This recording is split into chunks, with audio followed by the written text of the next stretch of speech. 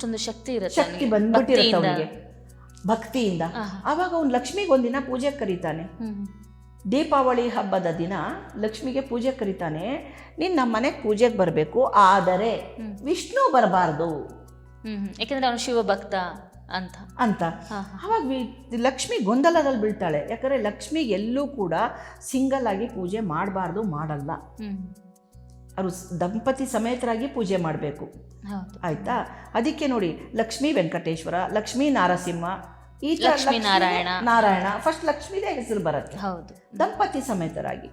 ಅವಾಗ ಅವಳು ಗೊಂದಲಕ್ಕೆ ಬಿದ್ದುಬಿಟ್ಟು ಯೋಚಿಸ್ತಾ ಇರ್ತಾಳೆ, ನಾನು ಇವಾಗ ಏನು ಮಾಡಲಿ, ಗಂಡನಿಗೆ ಬಿಟ್ಟು ಹೋಗೋ ಅಪಖ್ಯಾತಿ ನನಗೆ ಬೇಡ, ಕರ್ಕೊಂಡು ಹೋದರೆ ಅವ್ನು ಶಾಪ ಹಾಕ್ತಾನೆ ಅಂದಾಗ ಅವಳು ಮುಂದಿಂದ ಗೂಬೆ ಹಾರ್ಕೊಂಡು ಹೋಗುತ್ತೆ.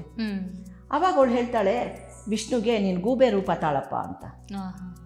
ಆವಾಗ ಅವರಿಬ್ಬರು ಬರ್ತಾರೆ. ಆವಾಗ ಇವನು ಶಿವಭಕ್ತ ಕೇಳ್ತಾನೆ, ಇವ್ರಿಗೆ ಇದೇನಿದು ಅಂತ. ನಾನು ವಾಹನ ಅಂತ ಹೇಳ್ತಾರೆ. ಅವತ್ತಿನಿಂದ ಪ್ರಚಲಿತವಾದದ್ದು ಲಕ್ಷ್ಮಿ ಜೊತೆ ಗೂಬೆಯನ್ನು ಅಂದರೆ ಪೂಜೆಗಿಡಕ್ಕೆ ಶುರು ಮಾಡಿದ್ದು. ಅಂದರೆ ಯಾವಾಗಲೂ ಲಕ್ಷ್ಮಿ ಜೊತೆ ಗೂಬೆ ಹಾಕಿರುತ್ತೆ, ಅಂದರೆ ಮಹಾವಿಷ್ಣುವಿನ ಅಪರಾವತಾರವಾಗಿ ಪ್ರತಿಬಿಂಬವಾಗಿ ಗೂಬೆ ಇರುತ್ತೆ. ಲಕ್ಷ್ಮಿ ಪ್ರತಿರೂಪದಲ್ಲಿ, ಗೂಬೆಯ ಪ್ರತಿರೂಪದಲ್ಲಿ ವಿಷ್ಣು ಇರ್ತಾರೆ. ಶೈವ ಭಕ್ತರಿಗೇನೋ ಒಂದು ವಾಹನ ಗೂಬೆ, ಮನೆಯಲ್ಲೇ ಸಪರೇಟ್ ಆಗಿ ಗೂಬೆನ ಪೂಜೆ ಮಾಡ್ಬೋದು ಅಥವಾ ಹಂಗೆ ಇಡ್ಬೇಕಮ್ಮ? ಈ ಗೂಬೆಯ ಒಂದು ಪ್ರತಿಮೆ ಇರ್ಬೋದು ಅಥವಾ ಒಂದು ಮೂರ್ತಿ ಇರ್ಬೋದು, ಏನಾದ್ರು ಹೆಂಗೆ ಇಡಬೇಕು? ಗೂಬೆದು ಫೋಟೋಯಿಂದ ಹಿಡಿದು ಸಣ್ಣ ಚಿತ್ರಪಟಲದಿಂದ ಹಿಡಿದು ಏನು ಬೇಕಾದರೂ ನೀವು ಮನೆಯಲ್ಲಿ ಇಟ್ಕೊಳ್ಬಹುದು. ಯಾಕೆ ಅಂದರೆ ವಿಷ್ಣು, ಲಕ್ಷ್ಮಿ ಮತ್ತು ವಿಷ್ಣು ಇಬ್ಬರದು ನಿಕಟ ಸಂಬಂಧ ಅಲ್ವಾ? ಹೌದು. ಯಾವುದೇ ಒಂದು ತೊಂದರೆ ಬಂದಾಗ ಲಕ್ಷ್ಮಿ ಹಣ ಕೊಡ್ತಾಳೆ ಅಂತ ನಾವು ಈಗ ನಂಬ್ಕೊಂಡಿರೋದು. ಅವಳು ಆರೋಗ್ಯ ಸಿರಿ ಅಂದರೆ ಮೆಂಟಲ್ ಸ್ಟೆಬಿಲಿಟಿ ಕೊಡುವಂಥವಳು. ಆ ಸ್ಟೆಬಿಲಿಟಿಗೆ ಪರಿಹಾರ ಅನ್ನೋದು ಸೂಚೋದು ವಿಷ್ಣುನೇ. ಪ್ರಪಂಚದಲ್ಲಿ ಪಾಲನ್ಹಾರ್ ವಿಷ್ಣುನೇ, ಶಿವ ಅಲ್ಲ. ಶಿವ ಏನಿದ್ರು ಅನುಗ್ರಹಿಸೋದು, ಅದು ಒಳ್ಳೇದು ಕೆಟ್ಟದ್ದು ಏನು ಕೊಟ್ಟು ಕೇಳಿದ್ರು ಅನುಗ್ರಹಿಸ್ಬಿಡ್ತಾರೆ. ಆದರೆ ಪರಿಹಾರಕರ್ತ ವಿಷ್ಣುನೇ. ಅವರ ಪ್ರತಿರೂಪದಲ್ಲಿರುವಂತಹ ಗೂಬೆ ಎಲ್ಲರೂ ಇಟ್ಕೊಂಡ್ರೆ ಒಳ್ಳೆಯದೇ. ಮನೆಯಲ್ಲಿ ಒಂದು ಫೋಟೋ ಇರ್ಬೋದು ಅಥವಾ ಮೂರ್ತಿಗಳಿರ್ಬೋದು, ಯಾವುದಾದ್ರೂ ಆಯಿತು. ಇನ್ನು ಕೆಲವರು ಮಣ್ಣಿನ ಮೂರ್ತಿಗಳನ್ನು ಇಟ್ಕೊಂಡಿರ್ತಾರೆ, ಅದು ಅಚಾನಕ್ ಹೊಡೆದಾಗ ಹೆದರ್ಕೊಳ್ತಾರೆ. ಅದರ ಅವಶ್ಯಕತೆಯೂ ಇಲ್ಲ. ಯಾವುದಾದ್ರೂ ಒಂದು ಮೂರ್ತಿ ವಿಘ್ನವಾಯಿತು ಅಂದರೆ ಆ ಮನೆಯ ದೋಷ ತಗೊಂಡು ಹೋದ್ರು ಅಂತ ಅರ್ಥ.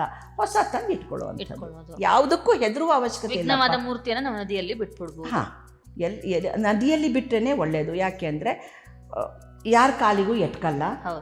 ಮತ್ತೆ ನೀನೊಬ್ರು ಇಟ್ಟರೆ ಇನ್ನು ಅಲ್ಲಿಂದ 40 ಜನ ಇಟ್ಟಲ್ಲಿ ಕಸದ ರಾಶಿ ಮಾಡಿಬಿಡ್ತಾರೆ ನಮ್ಮ ಜನ.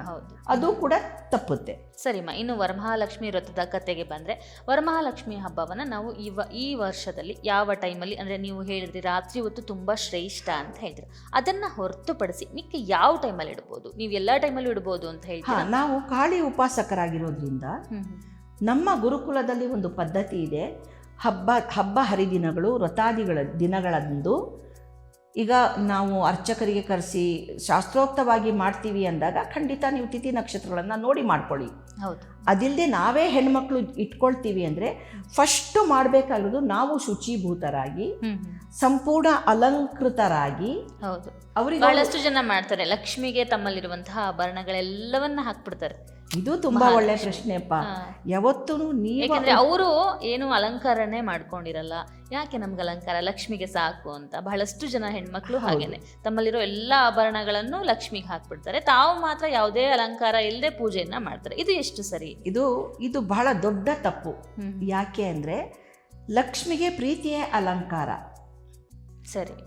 ಆ ಭಕ್ತಳು ತುಂಬಾ ಅಲಂಕೃತಳಾಗಿ ಸುಸಜ್ಜಿತವಾಗಿ ಇದ್ದಾಗ ತುಂಬಾ ಬೇಗ ಅವಳ ಕೃಪಾ ಕಟಾಕ್ಷಿಗೆ ಒಳಗಾಗ್ತಾರೆ. ಆಯ್ತಾ? ಲಕ್ಷ್ಮಿ ಕೃಪಾ ಕಟಾಕ್ಷ ಸಿಗತ್ತೆ. ಆದರೆ ಒಂದೇ ಒಂದು ಇಲ್ಲಿ ವಿನಂತಿಸ್ಕೊಳ್ತೀನಿ, ಹಣೆಗೆ ಕುಂಕುಮವನ್ನು ಇಟ್ಕೊಳ್ಳಿ, ಸ್ಟಿಕ್ಕರ್ಗಳನ್ನು ಇಡಬೇಡಿ. ರಬ್ಬರ್ ತುಂಡದು ಸ್ಟಿಕ್ಕರು, ಅದು ಒಳ್ಳೆಯದಲ್ಲ. ಹಣೆಗೆ ನೀವು ಕುಂಕುಮ ಇಟ್ಟರೆ ಅದು ಕರಗೋಗುತ್ತೆ ಅನ್ನುವ, ನಿಮಗೆ ಬೆವರಿಗೆ ಕರಗತ್ತೆ ಅನ್ನೋ ಇವಾಗೆಲ್ಲ ಸ್ಟಿಕ್ಕರ್ ಇರ್ತಾರಲ್ಲ, ಹಣೆಗೆ ಕರಗುತ್ತೆ ಅನ್ನೋ ಹಾಗಿದ್ರೆ ನೀವು ತುಟಿಗೆ ಹಚ್ಕೊಳ್ಳೋ ಬಣ್ಣ ವಾಟರ್ ಪ್ರೂಫ್ ಇರುತ್ತೆ ನಿಮ್ದೆಲ್ಲ ಅಲ್ವಾಪ. ಅದನ್ನ ಕುಂಕುಮ ಅಂದರೆ ನಮ್ಮ ರಕ್ತದ ವರ್ಣವನ್ನ ನಮ್ಮ ಹಣೆ ಮೇಲೆ ಧಾರಣೆ ಮಾಡಿಕೊಂಡು ಕುಂಕುಮ ಹಚ್ಕೊಂಡು ಪೂಜೆಯನ್ನ ಮಾಡಿದಾಗ, ಯಾಕಂದರೆ ಕುಂಕುಮ ಹಚ್ಚೋದು ಕೂಡ ಒಂದು ಪದ್ಧತಿ. ಅದರಲ್ಲೂ ಕೂಡ ತುಂಬ ಅದೊಂದು ಬಹಳ ದೊಡ್ಡ ವಿಚಾರ ಕುಂಕುಮದ ವಿಚಾರಕ್ಕೆ ಬಂದರೆ. ಹಾಗಾಗಿ ಹಣೆಗೆ ಕುಂಕುಮವನ್ನು ಧಾರಣೆ ಮಾಡಿಕೊಂಡು ಕಣ್ಣಿಗೆ ಕಣಕಪ್ಪನ್ನು ಹಚ್ಕೊಂಡು ಹ್ಮ್ ನಿಮಗೆ ನೀವು ಅಲಂಕೃತ ಮಾಡಿಕೊಂಡು